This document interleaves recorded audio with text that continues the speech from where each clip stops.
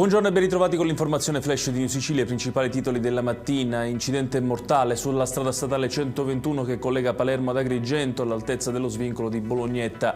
Un'auto con 5 giovani si è scontrata con una cisterna. Nell'impatto 2 giovani di 21 e 25 anni hanno perso la vita e 3 sono stati portati in ospedale. Uno di questi è in gravissime condizioni. La polizia ha arrestato un giovane trapanese di 23 anni accusato di aver aggredito brutalmente con un coltello il titolare di un circolo ricreativo di Trapani il 22 novembre scorso, sfregiandolo permanentemente in viso. Il sospettato, che ha precedenti penali, è stato posto agli arresti domiciliari.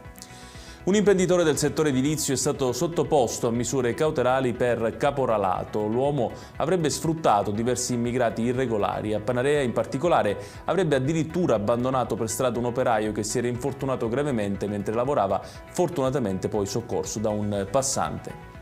Con l'imminente convocazione del CIPES per l'approvazione definitiva, il ponte sullo Stretto si prepara a entrare nella sua fase realizzativa. Lo ha detto in un'intervista il sottosegretario alle infrastrutture Tullio Ferrante, che ha definito l'opera come emblema dell'Italia del futuro. Infine, importanti disagi questa mattina per alcuni passeggeri all'aeroporto di Catania, dove a causa di consistenti banchi di nebbia sono stati cancellati alcuni voli e altri con atterraggio previsto nello scalo Etneo sono stati dirottati a Palermo e Comiso. Ed è tutto per questa edizione. Tutti i dettagli su queste notizie li trovate come sempre sul nostro sito www.newsicilia.it. Grazie per averci seguito e buon proseguimento di giornata.